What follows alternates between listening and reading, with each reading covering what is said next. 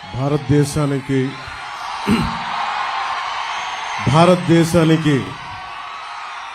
జాతీయ జెండాని రూపకల్పన చేసి మనకి బందర్కి అత్యంత పేరు తెచ్చిన స్ఫూర్తిదాత స్ఫూర్తి ప్రదాత పింగళి వెంకయ్య గారికి పాదాభివందనాలు చేసుకుంటూ నమస్కారాలు చేసుకుంటూ సభను ప్రారంభిస్తున్నాను. అలాగే నాకు ఇష్టమైన, మీకు చాలా మందికి తెలియకపోవచ్చు, ఇష్టమైన తత్వవేత్త ఉప్పలూరి గోపాలకృష్ణమూర్తి నా జీవితాన్ని చాలా ప్రభావితం చేసిన వ్యక్తి. ఆయన బందర్లోనే పుట్టారు. ఆయన పాద పద్మాలకి నమస్కరించుకుంటూ సభను ప్రారంభిస్తున్నాను. దారి పొడుగుతా ఆడబిడ్డలు, యువతలు, తల్లులు, తండ్రులు, పెద్దలందరూ బిడ్డలను మరి తీసుకొని స్వాగతం పలుకుతా, జయజయలు పలుకుతా చాలా ఉత్సాహంతో మాకు స్వాగతం తెలిపారు. ఇది మా రాజకీయ దురంధరుడు, 3 సార్లు ముఖ్యమంత్రిగా చేసిన వ్యక్తి, 4 దశాబ్దాలు సుదీర్ఘ రాజకీయ అనుభవం ఉన్న వ్యక్తి ఆయన. ఇది మా 3వ మీటింగ్. అది ఆయన ఒకటే చెప్తా ఉన్నారు, ఇంత ప్రేమ చూపిస్తా ఉన్నారు. ఈ ప్రేమ చూస్తున్న ప్రజలందరికీ అహర్నిశలు మనం ఎన్నికల్లో బలమైన మెజారిటీతో గెలవగానే అహర్నిశలు ఆఖరి శ్వాస వరకు మనం కష్టపడి పనిచేద్దాం, మీ భవిష్యత్తుని బంగారు భవిష్యత్తుగా చేద్దామని చెప్పి మాట్లాడుకుంటా అని చెప్తా వచ్చారు. ముఖ్యంగా యువతను చూస్తూ ఉంటే చంద్రబాబు గారు నిజంగా చెప్తా ఉన్నారు, హ్యూమన్ రిసోర్సెస్ అని ఒక మాట మాట్లాడారు. నాకు శేషేంద్ర గారి కవిత గుర్తొచ్చింది. ఒక దేశపు సంపద నదులు కాదు, అరణ్యాలు కాదు, ఖనిజాలు కాదు, కలల ఖనిజాలతో చేసిన యువత. నిజంగా స్కిల్ డెవలప్మెంటే ఉంటే మీరు ఇంతమంది ఉపాధి లేక, ఉద్యోగాలు లేక, ఇన్ని ప్రకృతి వనరులు పెట్టుకొని ఉపాధి అవకాశాలు లేక బాధపడతా ఉన్నారు.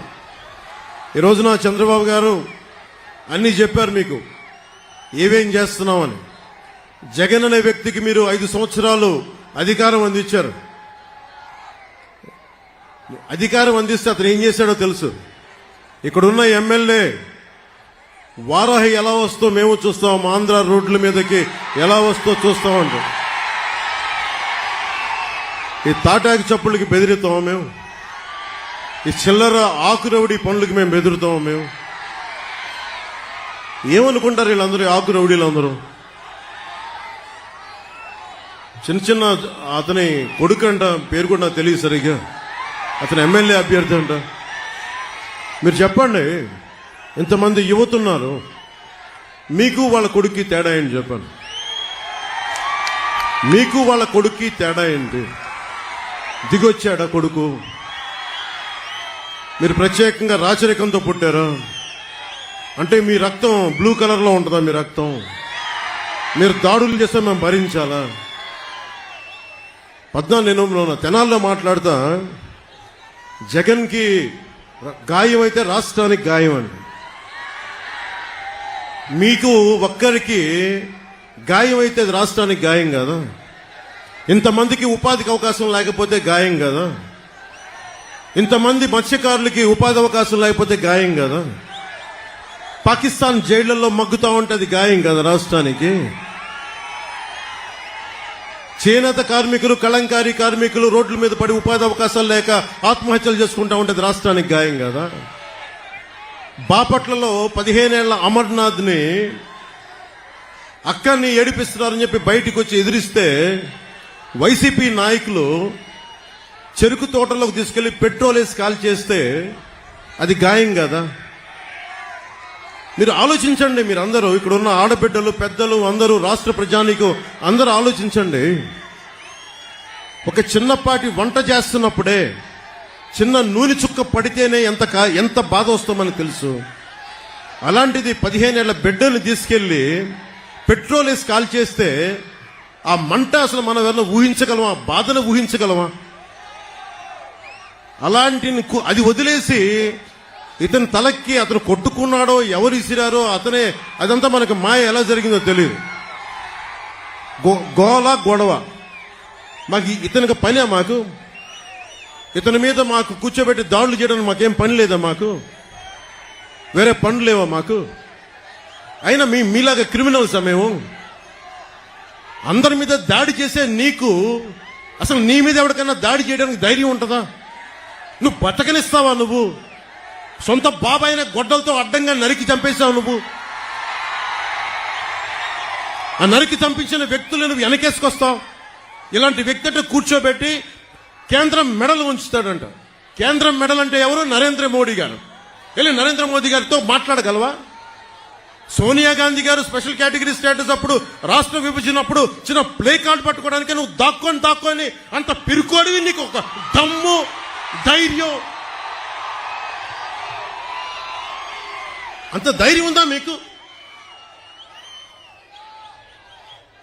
నేను మీకు ఒకటే చెప్తాను, మీరు ఆలోచించాలి మీ భవిష్యత్తుకి.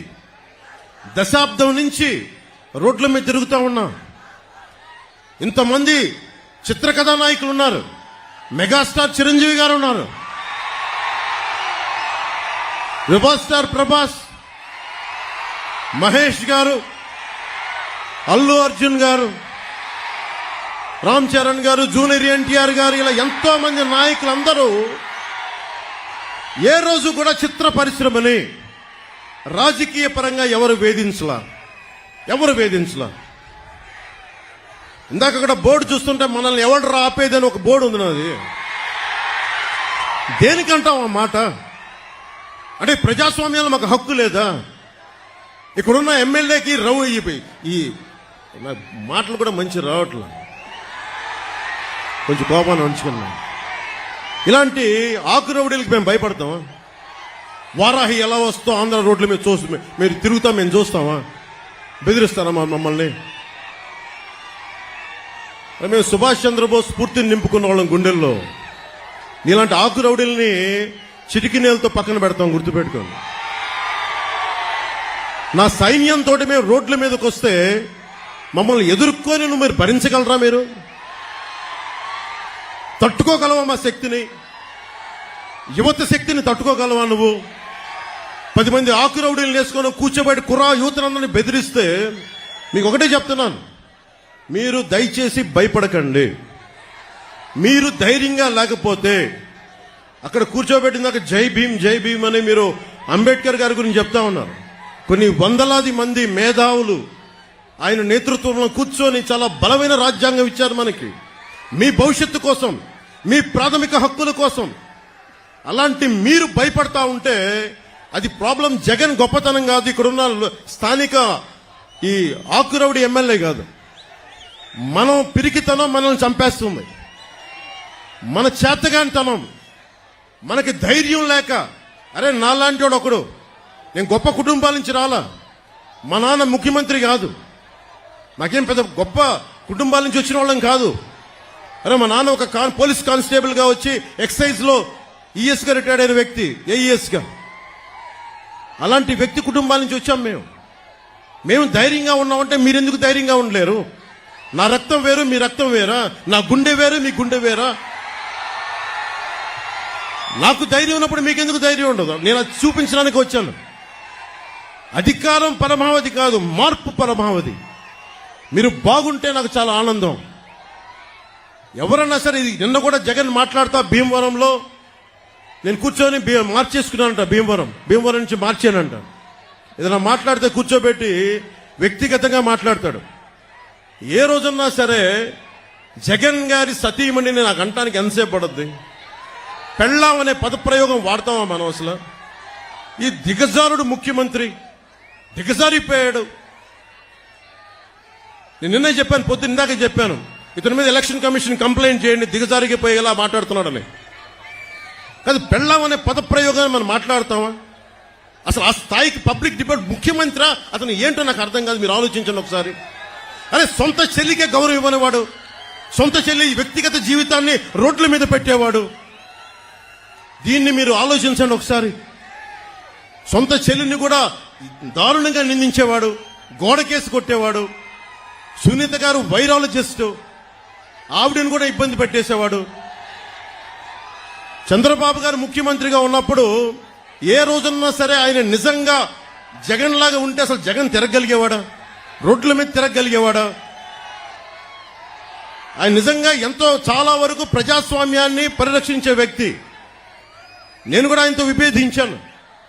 నన్నేం ఆపలేదు, ఎక్కడ నాకేం పోలీస్ ప్రొటెక్షన్ తగ్గించలేదే, నాకెక్కడ పర్మిషన్ డినై చేయలేదే. అందుకే నాకు ఆయనంటే గౌరవం. ప్రతి నాయకుడికి ఇంకోళ్ళకి విభేదాలు ఉంటాయి పాలసీ పరంగా, అవి ప్రజలకు సంబంధించి తప్ప ఏ రోజు కూడా ఆయన కూర్చొని అప్రజాస్వామికంగా ఆయన ప్రవర్తించలే.